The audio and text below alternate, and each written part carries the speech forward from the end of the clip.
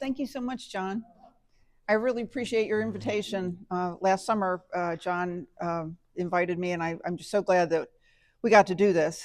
And thank you so much. Yes, Kurt is coming to our roundtable in March, and he'll do a presentation at the Tennessee Valley Civil War Roundtable in March. So we're looking forward to that. And we loved having you and Deb and Kurt on the trip in November 1st. My husband led the tour to Shiloh, and that was really a great day for all of us. So good evening. Thank you all for being here. I'm Cheryl McAuley, and I'm honored to be with you to share my thoughts about Thaddeus Lowe, one of America's first aeronauts during the American Civil War. Can you hear me okay? In the interest of time, I'm going to give you a comprehensive website where you can learn a whole lot more about this great American. The website is www.thaddeuslowe.name. It's maintained by Lowe's great-great-grandson, Lance Firm, and I'll refer to him a few times in the presentation. You'll find portions of his memoirs, family photos, newspaper accounts, and lots of primary sources. When I was first putting this presentation together in 2023, I wrote to the address at the bottom of this website and asked a question. Lance wrote back the same day, and we had the honor of meeting him last June of 2024 when he flew from California to Huntsville to hear the presentation that I had at the time. And he's very generous about sharing his collection of information. You can get to, you'll know a lot more about Lowe from that website than I have time to share with you tonight. Again, the website is www.thaddeuslowe.name. As you know, this unique American had an interesting life before and after the Civil War. But did he make an impact during the American Civil War? It all depends on your perspective. Let's examine his exploits for the next few minutes. Lowe was born in New Hampshire in 1832. At age 17, he attended a lecture on chemistry by a Professor Dinkelhoff, who invited Lowe to travel as an assistant to help him with his demonstrations. After a couple of years, Lowe bought the professor's equipment when he retired, and Lowe also purchased a small laboratory that he bought with the wages that he'd earned. He gave rides in his tethered balloon, Pioneer. The nickname Professor stuck with Lowe. He never earned a degree, but was enrolled in advanced courses in chemistry in New York. Typically, 19th century aeronauts were given the title Professor. Here's a photo of Lowe's barometer from the Smithsonian National Air and Space Museum at Dulles Airport. It's a mercury barometer with a sliding scale made of brass and glass, and it was 39 inches long. His field glasses are also in the Smithsonian. Lowe used these until May 1863. This is part of the collection that Lance's great uncle, Leon Lowe, sent to the museum in 1930. Lowe intended to prove the theory that upper air currents flowed to the east and lower currents flowed to the west. Professor Henry Lowe, the first secretary of the Smithsonian, challenged Lowe to make a cross-country flight west to east before trying to fly over the Atlantic. Henry agreed to help Lowe accomplish that if he had a successful overland flight to the east. You might like to know the size of the balloon. The Enterprise was 50 feet high with a diameter of 30 feet. Lowe built it with his father Clovis in 1858. It was the second balloon they built at his Hoboken, New Jersey facility. It was duly named Enterprise with the express approval of his wife Leontine due to the amount of money and time they put into creating it. The Enterprise was built of India silk, lightweight cording, and Lowe's patent varnish.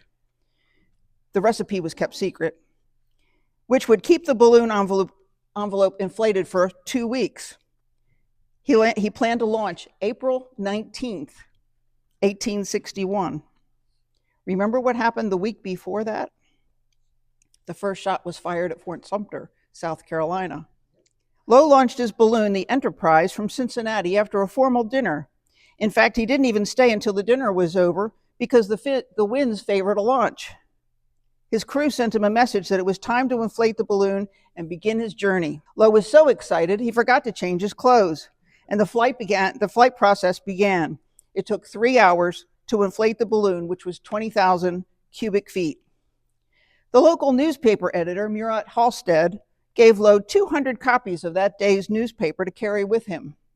He also had 2 large containers of hot coffee, wrapped in blankets, several rubber bottles filled with water, a hamper of food, and Lowe was ready for his journey.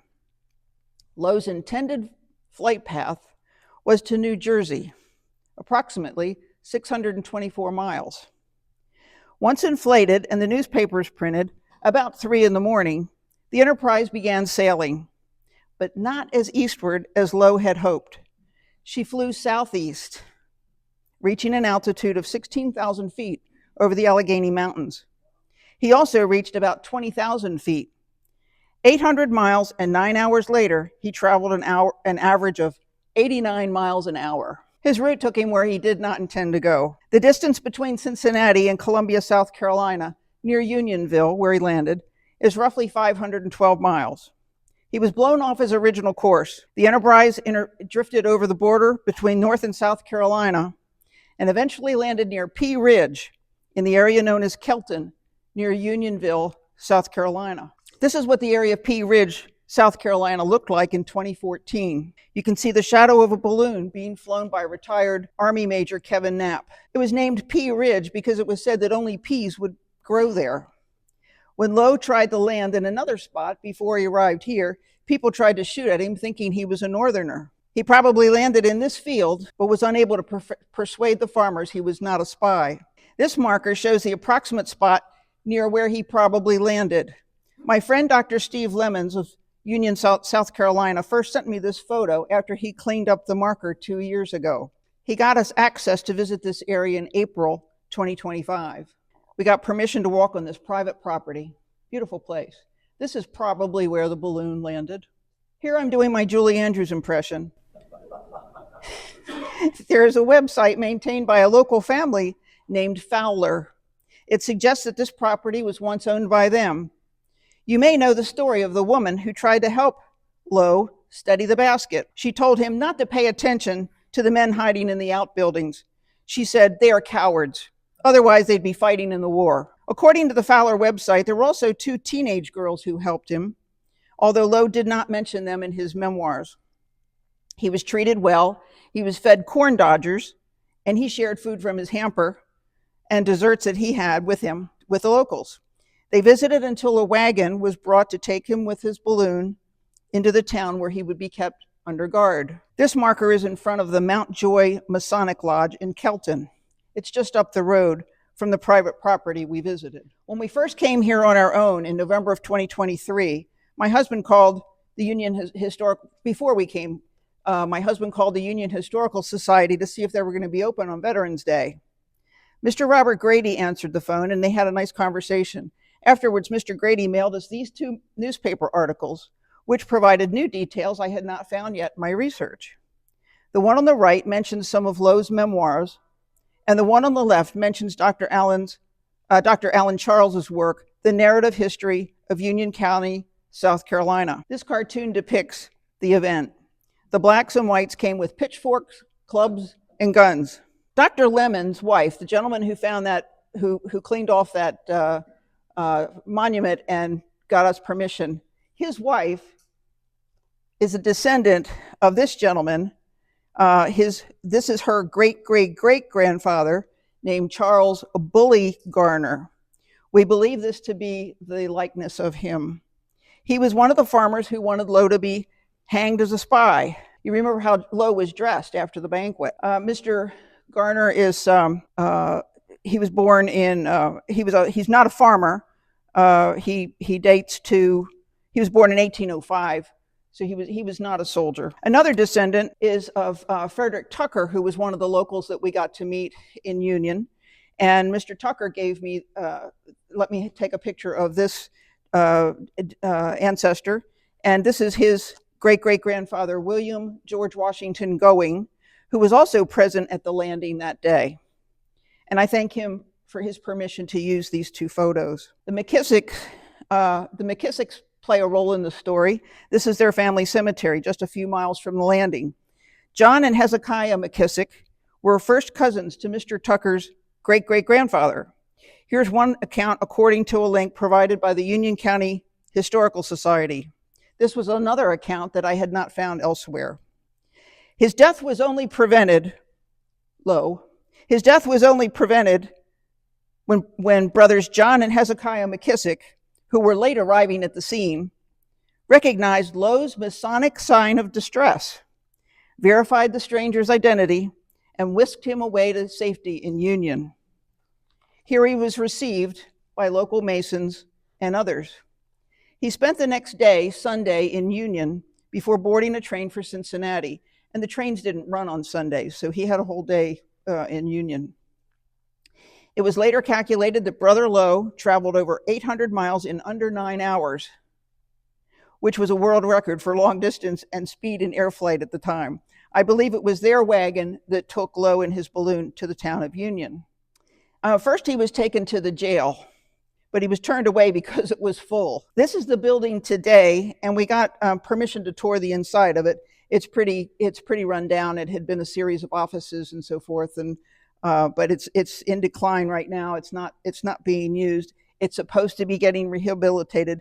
But I wanted you to see this building because the builder was Robert Mills, and who later went on to be the architect and the designer of the Washington Monument. Lowe was taken to the Goss Hotel, where the Arthur State Bank now stands. The hotel owner had seen Lowe do demonstrations sometime prior to this and remembered him. He may have gone for one of those tethered balloon rides during one of Lowe's shows. Lowe was released after people in the local government and university defended him, having heard of Professor Henry at the Smithsonian and Lowe's experiments. The mayor of Columbia wrote a letter that Lowe carried with him back through the Confederate lines. It certified that Professor T.S.C. Lowe, now accidentally in our midst, and I bespeak for him, is a gentleman of integrity and high scientific attainments, and I bespeak for him all the courtesies with whom he may come in contact, and trust that this letter, to which I have affixed the seal of the city of Columbia, South Carolina, will answer as a passport for him through the Confederate States of North America. Signed, W.H. Boatwright, Mayor. We were fortunate to get to meet the board of the Historical Society in April. I proposed that there be an exhibit in Union to honor the 165th anniversary of the landing at Pea Ridge, which will be this April. They're working on that, and it will also coincide with America 250. Lowe was 29 years old, and he was determined to use his service for his country and help preserve the Union. Here's what happened next.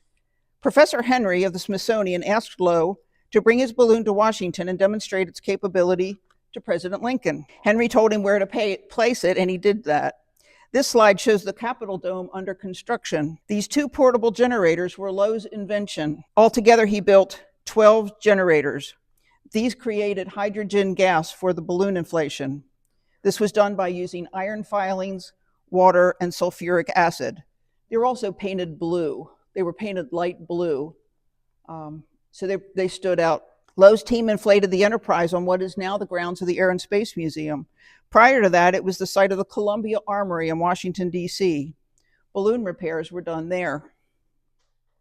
Lowe's telegraph operator sent President Lincoln a brief account of what Lowe could see from the air, although a bit exaggerated. He offered his services to the country. Lowe said he could see 50 miles.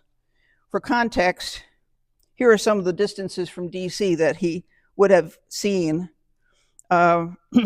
Fairfax is only about 20 miles. Falls Church is 10 miles, and Manassas is 32 miles. Incidentally, other sources mention that tents could be spotted from 6 miles away, and smoke could be observed from 25 miles away.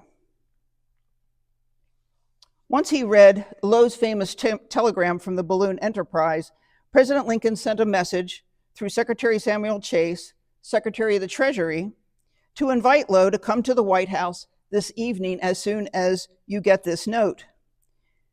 Lowe was staying at the famous National Hotel on 6th and Pennsylvania Avenue. That's also where John Wilkes Booth stayed the night before he assassinated President Lincoln.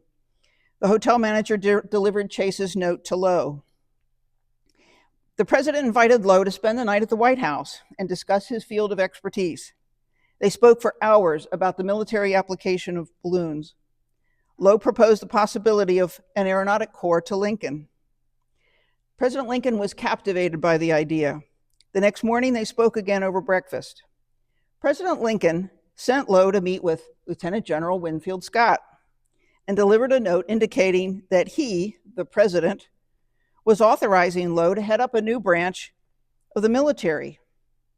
How do you think that meeting went? General Scott wasn't the least bit impressed with Lowe or his new balloon corps. In his autobiography, Lowe wrote about this encounter. It is almost impossible to realize to what extent ignorance sometimes finds lodgment in high places. And doubtless every inventor, every man who has a new idea is destined to make a desperate fight for the life of his special ambition. It's interesting to note that Lowe funded all of these operations himself from June to July. However, as we learned during some of my more recent findings, he may have had some benefactors who were Freemasons. The Bureau of Topographic Engineers finally approved the use of balloons. Lowe was technically a contractor. He was not a member of the military. 3 days later, June 21st, 1861, the Enterprise was moored at Falls Church, Virginia. When Confederates were conducting reconnaissance, they saw the balloon and assumed there was a large force with it. This proved to be an unintended early use of a deception technique. These are the gas generators at work. Lowe invented a portable hydrogen generator before they'd been using coal gas from city pipes. He started using 2 generators for inflation. Each one required 4 horses, and a fully inflated balloon could last about 2 weeks. They were built at the Washington Navy Yard and painted light blue, as I mentioned. A wagon required about 5,000 pounds of iron filings with the sulfuric acid and water to produce enough hydrogen gas to fill a balloon in about 3 hours. Here's a sketch of Southern troops deployed in Virginia by Colonel William Small in Charles County, Maryland, 1861. This is a period photo showing Lowe's balloon Intrepid, a sister balloon to the Union, the balloon named Union, conducting reconnaissance of the southern position near Fairfax, Virginia. This is from the New York Illustrated News, July 12, 1861. Note that there are 4 teams on tethered ropes, and they are not posing for the camera. They all look pretty engaged. And there's another photo of the same sketch the same day. To give you an idea, that's another sketch. To give you an idea of the capabilities, there were different sizes of balloons, manned by 1 to 5 people. 7 new balloons are listed on this slide, and he'll build a total of 7 balloons. And you can see anywhere from 1 to 5 people could be deployed in those. The Union was the largest size. It took 1,200 yards of silk, reinforced seams, and a net of heavy linen cord. Ropes were used for marches and ascensions. It took 3 hours and 15 minutes to inflate this balloon. The Enterprise was flown at Falls Church for 2 days to draw the Confederate Union disposition on a map. By the way, she probably had the most wartime ascensions. She was the only balloon used until the Union fleet was built. This is an example of a map that was drawn from the balloon, but I'm not sure where it is exactly. You can see the words tent, open field, and farmhouse written on the map. Confederate General P.G.T. Beauregard ordered extra campfires be lit and dummy gun emplacements constructed to deceive the balloonists. They used stovepipes and logs painted black. Lowe noticed there seemed to be more fires lit in the afternoon after he ascended. On June 23rd and 4th, Lowe moved 2 miles from Falls Church, Virginia. It was here that Lowe performed the first occurrence of aerial military reconnaissance in American history. He devised a system of signaling flags. If he waved a white flag in one direction, the cannons needed to shoot farther. A wave in the other direction meant the cannons were firing too far. The topographic engineer captain ordered Lowe to inflate his balloon Enterprise and move it with the army to Manassas. Lowe and the others were not able to get their balloons in place without damaging them. 3 different aeronauts, Lowe was not the only one, failed to do this in time because the balloons were caught in trees and telegraph wires when trying to move to Manassas. By the way, there were no uniforms on the balloon for the balloon corps. They just had a BC on their cap and an insignia of a balloon in the shape of a balloon. Just after the Union defeat at Battle of Bull Run, President Lincoln had decided, had there been more information about Confederate forces, the Union wouldn't have lost. About a month later, President Lincoln asked Lowe to return to the White House. The president had heard from Professor Henry that there had been logistical challenges getting equipment and new balloons. He asked Lowe to revisit General Scott, July 25th, 1861. This is the famous note that he penned on a following card. Will Lieutenant General Scott please see Professor Lowe once more about his balloon? Lance told me, the great-great-grandson, told me that Lowe had a duplicate of this card made for each of his 10 children. Lowe's great-great-grandson had 2 of those until he gifted me with one when he was here in 2024. I was very touched by his gift. I donated it to the Union Historical Society for their exhibit. June 2023, we drove to Dayton, Ohio to visit the National Museum of the U.S. Air Force. To my delight, there was an excellent exhibit featuring the early Balloon Corps. I took photos to be included in this briefing. Here's how the note was displayed. It's in the center, and let's see if I can use this pointer. It's there, under my blouse. That's how it's displayed in that particular exhibit. As you might imagine, old Winfield ignored Lowe's attempts to present the card. The general's aide kept telling Lowe that the general was engaged, then he was having lunch, then a nap, and President Lincoln was awaiting the response.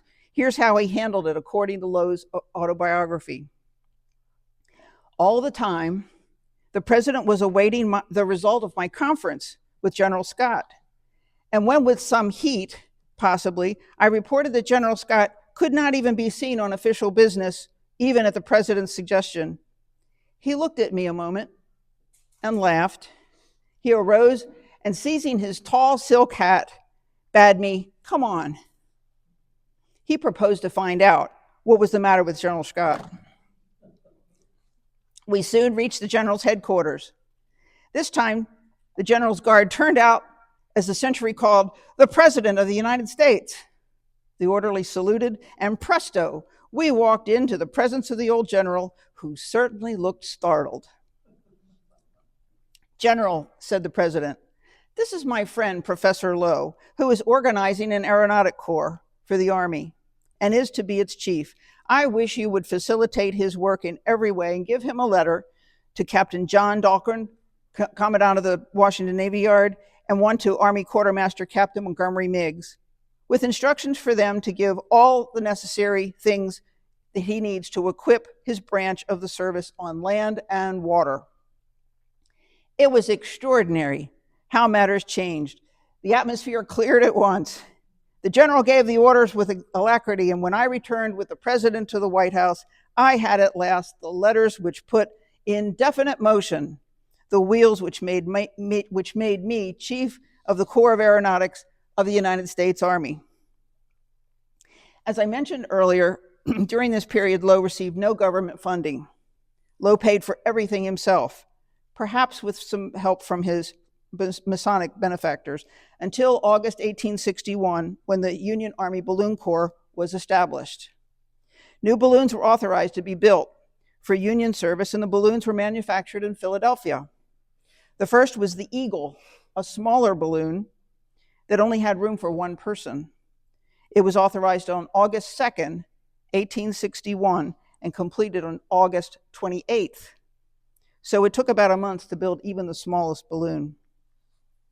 The ground photos we have from photographers Andrew Gardner, James Gibson, and Matthew Brady are helpful, but none of them ever made a photo from the balloon in the air. Gardner was assigned to the peninsula area. Some of the general officers who went up favored using the balloons were McClellan, Hooker, McDowell, Fitzjohn Porter, Meade, and Sickles. That is, until General Porter was anxious to go up and Lowe wasn't available because he was out trying to get better rations for his crew. General Porter insisted on going up at 5:30 a.m. without Lowe, thinking he could manage alone since he'd been up in a tethered flight over 100 times, and he'd gone up there with Lowe.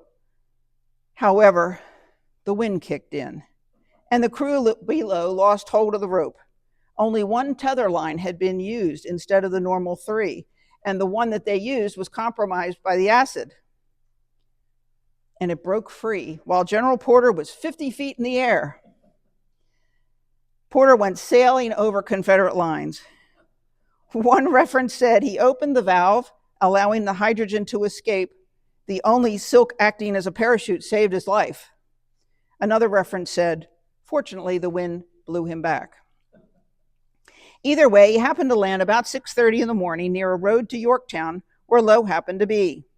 This was probably the Yorktown-Hampton Highway. We visited this area in this past November 2025, and hoped to find the precise spot where this occurred, but we were not successful yet. Lowe saw the general climb out of the basket. Porter had observed the southern position and had excellent recall of what he saw and created a sketch immediately of the troop deployment. Lowe said, I found it difficult for a time to restore confidence among the officers as to the safety of this means of observation.